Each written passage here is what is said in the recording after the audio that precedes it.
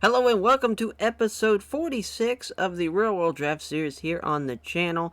As for the Canadian Wrestling Alliance, now we're marching towards the Stu Hart Memorial Cup Classic, which for these next TV tapings, basically there's a whole entire batch until we get to the Stu Hart Memorial Classic show.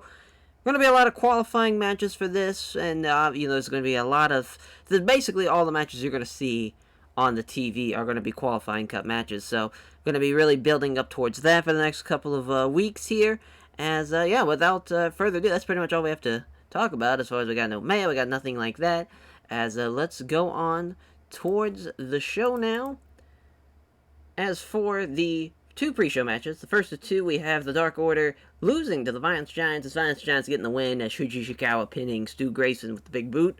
It's a 44 for Stu Grayson, 38 for Evil Uno, 39 for Suwama, and 37 for Shuji Ishikawa. Yeah, I mean, Shuji Ishikawa and Suwama felt like they desperately kind of needed a win. We gave them the win there in the pre-show. So the next match, it's Kenta beating Shinjiro Irie, who took the pinfall loss at the first of two Dungeon Wars matches. So, again, another guy who I felt like needed a win, as he beats Shinjiro Irie in 10 minutes with the Go to Sleep. So that's the pre-show matches. Now on to the pay-per-view recap. There's going to open up the show, which is seeing the finish of both the main event and of the 4v4 Dungeon Wars matchup. See, I put an O instead of a P. The goddamn O and P right next to each other on the keyboard there. As, obviously you're seeing, Brock Lesnar taking out guys, Brody Lee taking out some guys, and just really building up there. It's a 3-minute segment, so this is basically showing off basically everything that happened, the big-time moments that happened in the two Dungeon Wars matches, and really showing, the structure itself, and seeing everybody involved and whatnot. It's a whole production thing for 3 minutes. Then we start off the actual TV intro for the Stampede show. We're kicking it off with the Memorial Cup Classic announcement, as Bret Hart comes out to the ring, saying the Stu Hart Cup Classic. 16 wrestlers competing in one night in a tournament where the winner, is going to take on the champion at Cold Fury.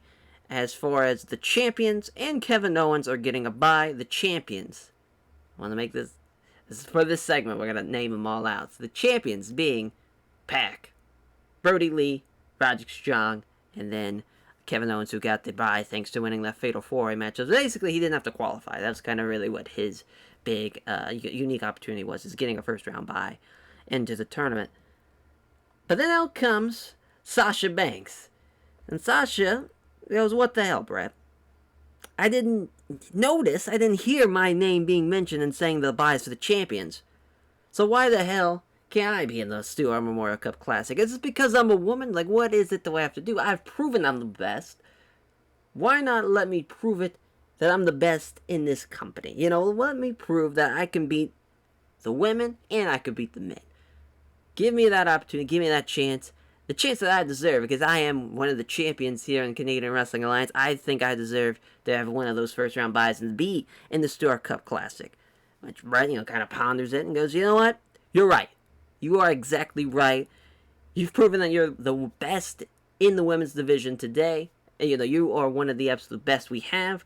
So why not prove it to the guys as well, to the boys in the back who think that you're not going to manage to even make it into this tournament. Let's prove it to them that you are exactly where you're supposed to be, and that's being a champion, getting a first-round bye. So you're in the tournament. So now, instead of what would have been 4 buys and 4 qualifying guys who got in, now it's going to be 5 champions and only, the 3 qualifying matches, or the qualifying winners, rather, as far as that goes. So that is mighty impressive there. Well, actually, instead of the 5 buys, the 5 buys still, or 5 buys and then the 6 qualifying. That is correct. To make that, there we go, make it a 16. Jesus Christ, as nailed it, fucking nailed it. As now on to the actual show.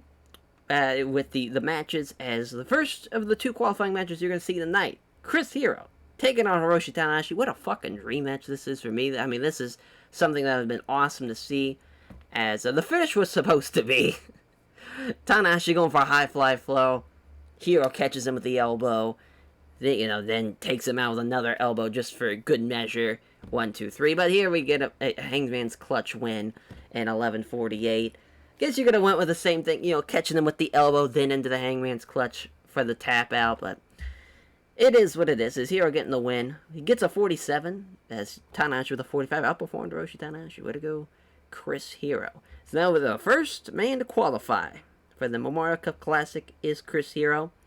As he's going to be, the bracket looks like this, just to kind of, so Pac's going to be at the top of the first bye. Then the two guys who are going to be in the qualifying. Kevin Steen and Brody Lee, they're now going to have first round byes to where they'll take on the winner of Pac and then whoever wins between the two qualifying guys. Roderick Strong gets a bye, obviously being the champion of the GWC International Openweight title. Then you're going to have two more qualifying guys battle it out. Then Sasha's getting her bye. Then Hero is going to take on whoever wins in a qualifying match next. Which, well, not this next person, but the next person we'll talk about where his place is. As Pac is pissed backstage, after showing off his frustration as being a guy who tapped out to Bryan Danielson in the main event of Dungeon Wars, and he is just fucking pissed. He's like, I know I'm better than him. I've proven it before. He got lucky last night. It was a Dungeon Wars match. I hope he better be praying to God that he doesn't face me in the Memorial Cup Classic. I'm going to make him pay. I'm going to get my revenge. I know damn well that I'm going to not only win, but if someone's going to take on the challenger, it's going to be I'm going to win. I'm the champion. There's no one going to be challenging me at Cold Fury. It's going to be me. But Roger said, hold on, bro. Hold on, bro. I know we're not in the same side of the tournament, so we don't have to face each other until the finals. But if it just happens to be me and you in the finals, just know I'm going to lay your ass out. I'm going to be the one who's going to beat you, and I'm going to be the one who gets the title shot.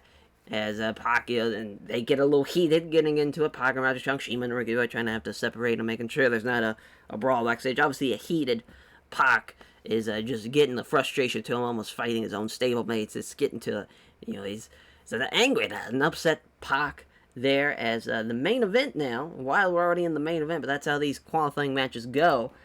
This is Bryan Danielson taking on Kota Ibushi. What a fucking dream match that is. It's Bryan Danielson winning in 21 minutes with the yes lock. Obviously outperforming Kota Ibushi about a lot thanks to Ibushi's pop not being so great in America, or not about to say American Canada.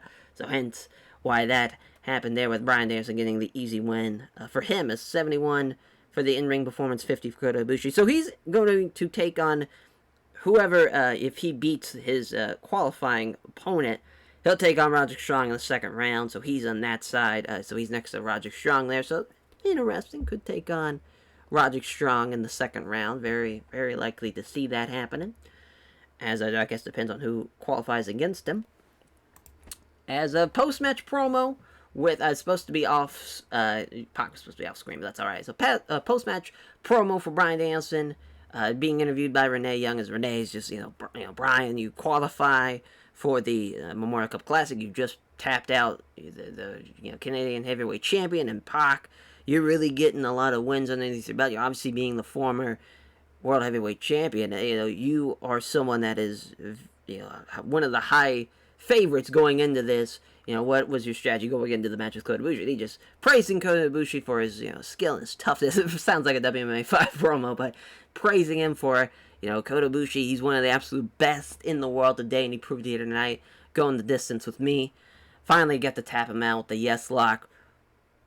My focus now is not just taking on Pac. It's not going to the finals. I got to take this one match at a time, making sure I don't get upset, make sure that I am focused and ready and prepared for everything that's thrown at me. And if Pac, I see that he was upset before my match. I saw it on the monitor. I was warming up for Kota Ibushi. He could be upset all he wants. He knows deep down that I'm better than him, and that he beat me back in the cage match. But every dog, every man has his day. Sure, he was the better man that night. But I've prepared myself. I've changed a lot of things I've done. I've gotten better. Even though Pac might be the champion right now, he knows I'm coming for his ass, and he's just scared and terrified. So that's just kind of Bryan's little babyface promo to end out the night. As our two qualifying matches. I mean, Bryan did his part. I figured the Tanahashi Chris Hero match wouldn't be that great, but still a 64. Still a pretty solid fucking television show. I mean, we didn't have anything really that bad. Worst segment was a 51. I'll take it. A lot of 60s. We had like the Memorial Cup Classic announcement was a 59. So it's 16 wrestlers competing in one night tournament. That's going to be a lot of fun. We haven't really done like a one night tournament here on the CWA. So that should be interesting to book. We have quite the roster to do that. So that's, I mean, so far this has gone off without a hitch. That's probably one of our best TVs we have ever done. Solid and simple to the point, and just an easy little show. To obviously setting up the tournament, I know what all the qualifying matches are, so this is going to be a pretty easy stretch of TVs to book. Just as far as me as the booker, just to we have qualifying matches. The angles are going to be what's going to be interesting to book because we obviously have to have some type of. It looks like Tenzan retired. Interesting. Deli Blanchard retired. Dutch Mantel retired. Drew Gulak might be staying in the CWF. As thank you all for watching, and we'll catch you guys next time for more CWA action.